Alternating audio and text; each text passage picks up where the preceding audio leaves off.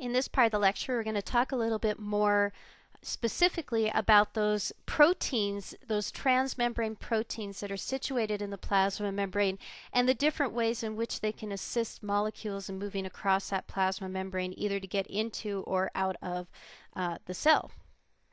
So remember again that only a small handful of molecules can actually directly pass through the phospholipid bilayer, and those include things like oxygen, nitrogen, water, carbon dioxide, alcohol.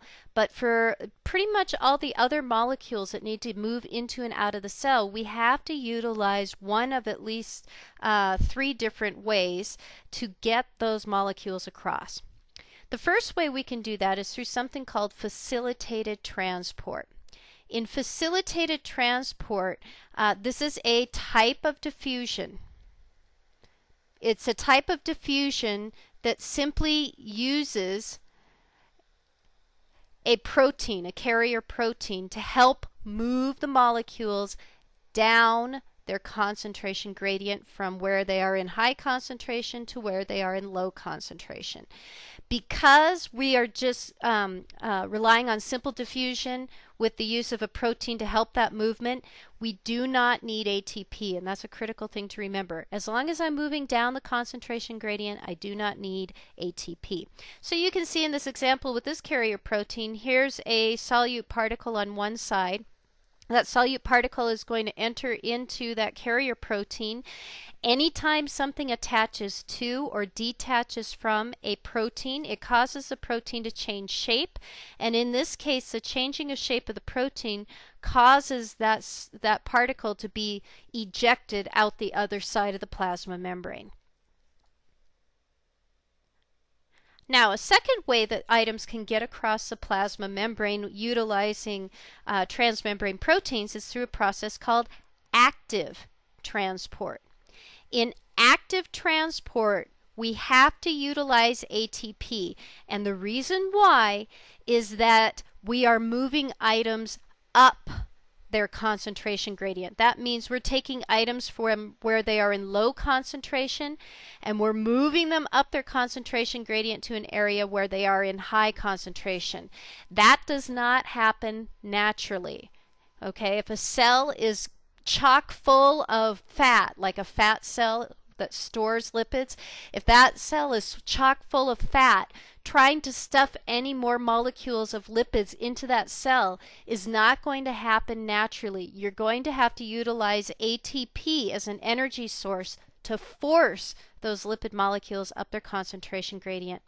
Now, one example that is a very commonly seen example of this in anatomy and physiology, and it's one that you need to make sure that you remember because you'll see it again in Bio 201 and 202, is this thing called the sodium-potassium pump. And the sodium-potassium pump is a transmembrane protein that functions on the plasma membrane, and its job is to move 2 potassium ions into the cell while at the same time moving 3 sodium ions out of the cell. Now, you may not know this, but in most cells in the body, or pretty much all of them, we have a very high concentration of potassium inside of our cells and only a tiny little bit of sodium inside the cells.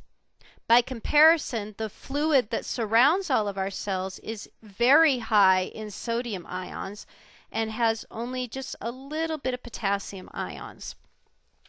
So if you look at our scenario here, we said that the sodium-potassium pump moves 2 potassium ions into the cell.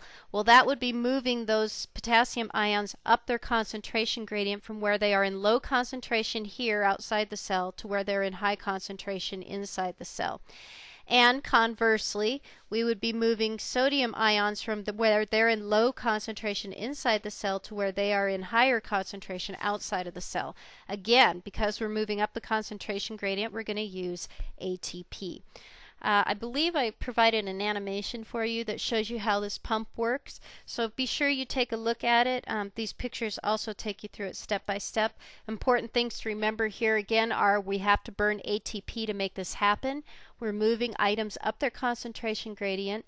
2 potassium move into the cell 3 sodium move out of the cell, and that anytime items attach to a protein, like this protein pump here, it causes a protein to change shape, and anytime something releases from that protein, it will change shape again.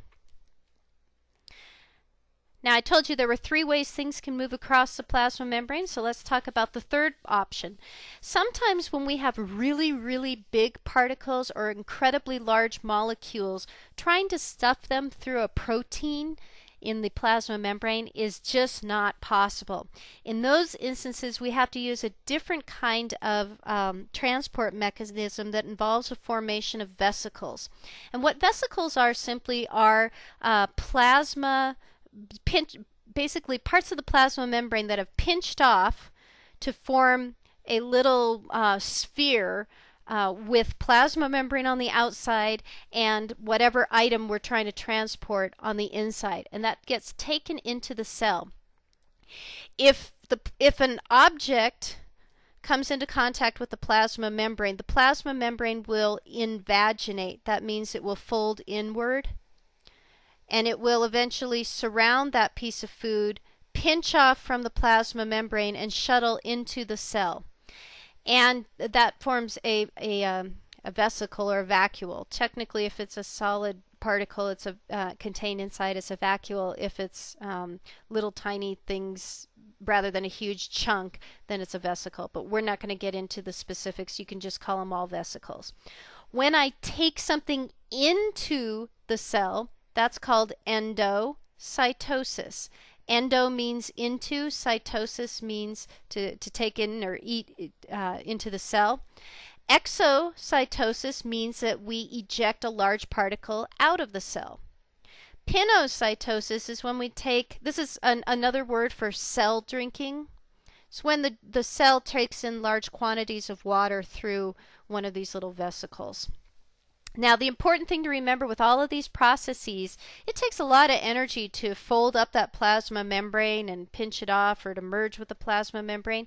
So these always use ATP. Oops. One also important thing, another important term I forgot to mention is this term phagocytosis. Phagocytosis just means cell eating in general. And it could be that we're eating a really large food particle or a bunch of, like you see here, or it could be a bunch of smaller particles that we're taking all in all at once. Either way, phagocytosis means, phago means eating. Okay, so we're cell eating, we're taking items into the cell for consumption. All right, now that's the end of different ways things can get across a plasma membrane. Next up, we're going to talk about how cells connect with one another.